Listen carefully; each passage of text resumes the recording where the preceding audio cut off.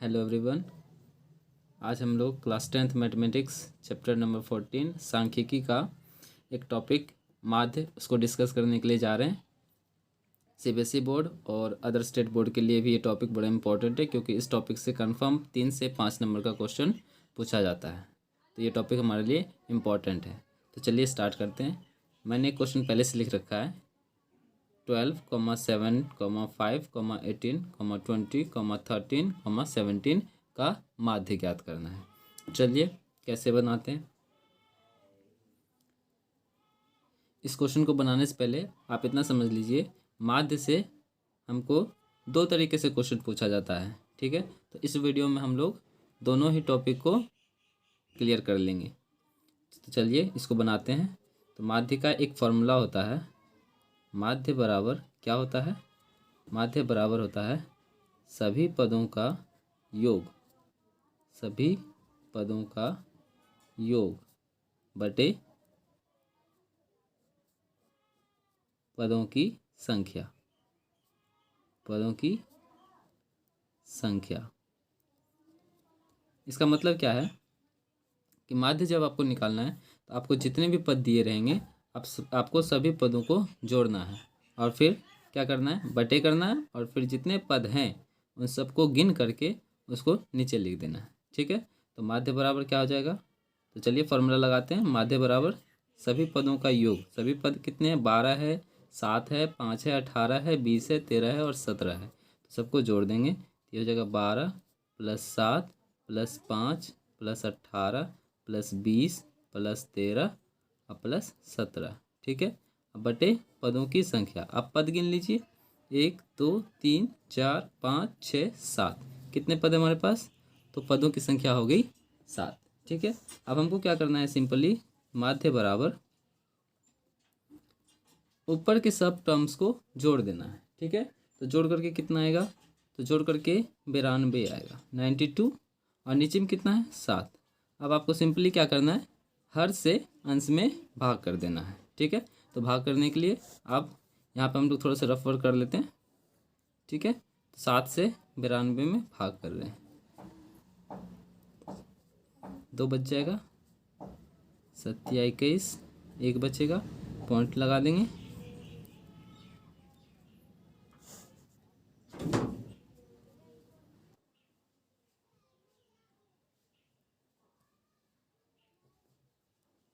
ठीक है, तो हमने भाग कर लिया, हमने इसको ज़्यादा भाग नहीं किया, पॉइंट के बाद 2 से 3 अंक तक हम लोग भाग करेंगे। ठीक है, और इसको काट करके लिख देंगे। कितना है हमारा भाग करके? 13.14। इसको काट करके लिख देंगे 13.14। इसलिए हमारा माध्य क्या हो जाएगा? माध्य हो जाएगा 13.14 और यही हमारा आंसर है। इस तरह से हम लोग माध्य का क्वेश्चन बनाते हैं। एक सेकेंड टाइप का क्वेश्चन है, उसको भी हम लोग डिस्कस करेंगे। देखते हैं क्या है क्वेश्चन। तो हमारा सेकेंड टाइप का क्वेश्चन है टाइप 2। निम्न सारणी में 140 विद्यार्थियों द्वारा किसी परीक्षा में प्राप्त अंकों का विवरण है। प्राप्तांक विद्यार्थियों की संख्या। इधर प्राप्तांक दिया हुआ है हमको और इधर विद्यार्थियों की संख्या। ठीक है, क्वेश्चन कह रहा है कि किसी विद्यार्थी 140 विद्यार्थियों को एक परीक्षा दिया गया था, उसमें से जो विद्यार्थी थे वो इस प्रकार से अंक लेकर के आए हैं। 0 से 10 अंक लाने वाले 20 विद्यार्थी हैं, 10 से 20 अंक लाने वाले 24 विद्यार्थी हैं, 20 से 30 अंक लाने वाले 40 विद्यार्थी हैं, 30 से 40 अंक लाने वाले 36 विद्यार्थी हैं, 40 से 50 अंक लाने वाले 20 विद्यार्थी हैं। तो हमें इस सारणी का माध्य ज्ञात करना है। तो चलिए माध्य निकालते हैं। तो माध्य निकालने के लिए हम लोग यहाँ पे जो फॉर्मूला का यूज़ करेंगे वो होगा माध्य बराबर sigma fx upon sigma f। ठीक है, माध्य बराबर हम लोग फॉर्मूला लगाएंगे sigma fx upon sigma f। ठीक है, अगर आपको सिग्मा नहीं पता कि सिग्मा क्या होता है तो मैं यहाँ पे बता देता हूँ। इसको हम लोग सिग्मा पढ़ते हैं या समेशन पढ़ते हैं। ठीक है, तो सिग्मा या समेशन, आप समेशन भी बोल सकते हो, तो इसका मतलब क्या होता है, सिग्मा का मतलब होता है जोड़। मतलब अगर किसी भी चीज़ के आगे सिग्मा का साइन लग गया, इट मीन्स आपको वो सब टर्म को जोड़ना है। ठीक है, तो माध्य बराबर क्या है, sigma F x upon sigma F. अब इसमें फॉर्मूला में एफ क्या है, एक्स क्या है, वो भी हम देख लेते हैं। एफ क्या होता है यहाँ पे, इसका बारंबारता। एफ क्या होता है, बारंबारता। ठीक है, और एक्स क्या होता है, चरमान। एक्स क्या होता है, चरमान। ठीक है, तो चरमान कैसे निकालते हैं, तो चरमान निकालने के लिए एक फार्मूला हम लोग यूज़ करेंगे। चरमान निकालने का फार्मूला होता है उच्च सीमा जोड़ निम्न सीमा बटे 2। ठीक है, तो चरमान निकालने के लिए आप इस फॉर्मूला को लगाओगे। ठीक है ना, चरमान को हम लोग एक्स से डिनोट करते हैं। ठीक है, चरमान को एक्स से डिनोट करेंगे। ठीक है, तो चलिए इस फॉर्मूला को लगाते हैं। इसके लिए हम लोग क्या करेंगे, जब हम इसका सॉल्यूशन बनाएंगे तो हमें एक अलग से टेबल बनानी पड़ेगी। ठीक है, तो चलिए सॉल्यूशन यहाँ से स्टार्ट करते हैं। तो जो हमारा क्वेश्चन में प्राप्तांक है, ये हमारा प्राप्तांक वर्ग अंतराल बन जाता है। ठीक है ना, तो इसको हम लोग क्या लिखेंगे, प्राप्तांक जो होगा उसको हम लोग वर्ग अंतराल बना देंगे। तो इसको लिखेंगे वर्ग अंतराल, जिसको अंग्रेजी में क्लास इंटरवल भी बोलते हैं। ठीक है, इधर बना लिया वर्ग अंतराल। जो विद्यार्थियों की संख्या है, यही हमारी सारणी की बारंबारता होगी। ठीक है ना, विद्यार्थियों की संख्या को ही हम लोग बारंबारता बोला करेंगे। तो विद्यार्थियों की संख्या के बदले हम लोग क्या लिख रहे हैं, बारंबारता। और बारंबारता को हम लोग एफ से दिखाते हैं, एफ, स्मॉल एफ।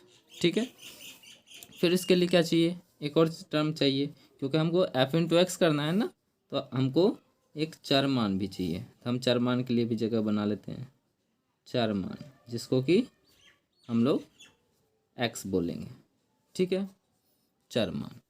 तो इस तरह से हम लोग एक टेबल बना लेंगे। ठीक है, चरमान बना लिया हमने। तो वर्ग अंतराल हमारा क्या है,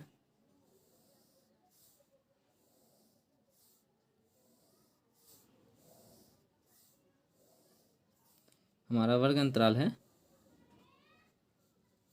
0 से 10, 10 से 20, 20 से 30, 30 से 40 और 40 से 50। ठीक है, बारंबारता हमारा हम लोग यहाँ से देख करके लिख लेंगे, 20, 24, 40, 36 और 20। इसको ज्यों कि तो हम लोग यहाँ पे लिख लेंगे, 20, 24, 40, 36 और 20। ठीक है, अब बारी है चर मान निकालने के लिए। चर मान निकालने के लिए मैंने एक फार्मूला आपको पहले से बता रखा है, क्या होता है, उच्च सीमा जोड़ निम्न सीमा बटे 2। तो हमारा उच्च सीमा क्या होगा और निम्न सीमा क्या होगा। ठीक है, ध्यान से समझना है आपको। जो हमारा वर्ग अंतराल है, इसका जो निम्न सीमा होगा ये 0 हो जाएगा और उच्च सीमा 10 हो जाएगा। इस वर्ग अंतराल में निम्न सीमा 10 हो जाएगा और उच्च सीमा 20 हो जाएगा।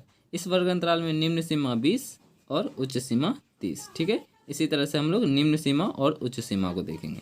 तो हमें क्या करना है, उच्च सीमा और निम्न सीमा को जोड़ना है और 2 से भाग करना है। तो यहाँ पे उच्च सीमा है 10 और निम्न सीमा है 0। 0 में 10 को जोड़ेंगे, 0 और 10 को जोड़ने पे होता है 10, 10 को 2 से भाग करेंगे तो चरमान आ जाएगा 5। अगला 10 और 20 को जोड़ेंगे तो हो जाता है 30 और 30 को जब 2 से भाग करेंगे तो हो जाएगा हमारा 15। उसी तरह से 20 और 30 को जोड़ेंगे और 2 से भाग करेंगे तो 20 और 30 हो जाता है 50 और जब इसको 2 से भाग करेंगे तो हो जाएगा हमारा 25। 30 और 40 को जोड़ेंगे तो हो जाता है हमारा 70 और 70 को जब 2 से भाग करेंगे तो हमारा हो जाएगा 35। उसी प्रकार 40 और 50 को जोड़ेंगे तो हो जाता है 90 और 90 को जब 2 से भाग करेंगे तो हो जाएगा 45।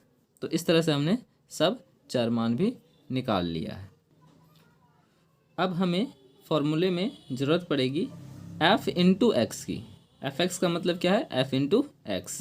तो हमारे पास f भी है और x भी है। तो हम क्या करते हैं, एक और कॉलम बनाते हैं जिसमें कि हम लोग f इंटू एक्स को कैलकुलेट करके लिखेंगे।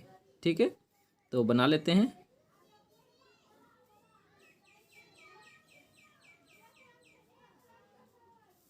तो एफ इंटू एक्स कैसे निकलेगा, इस एफ और इस एक्स को गुना करने से एफ इंटू एक्स निकल जाएगा।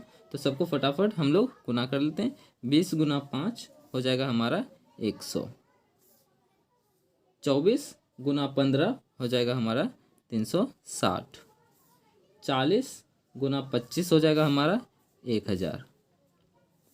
36 गुना 35 हो जाएगा हमारा 1260।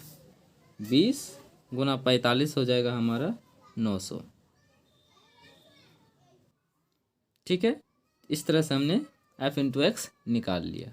अब फॉर्मूला में हमको ज़रूरत क्या है, एफ इंटू एक्स तो निकाल लिया हमने, उसके आगे सिग्मा है। तो सिग्मा का मतलब क्या बताए थे, सिग्मा का मतलब क्या होता है, जोड़। तो एफ इंटू एक्स के आगे अगर सिग्मा लग गया तो हमको एफ इंटू एक्स सबको जोड़ना है। तो यहाँ पे हमने एफ इंटू एक्स निकाल रखा है। अब इसके आगे में सिग्मा लगा देंगे तो सबको क्या करना पड़ जाएगा, जोड़ना पड़ जाएगा। तो हम लोग सिग्मा एफ इंटू एक्स निकाल लेते हैं। तो सिग्मा एफ इंटू एक्स कितना हो जाएगा, इन सब टर्म्स को जोड़ेंगे तो हमारे पास आ जाएगा 3620। ठीक है, क्या आ गया, 3620।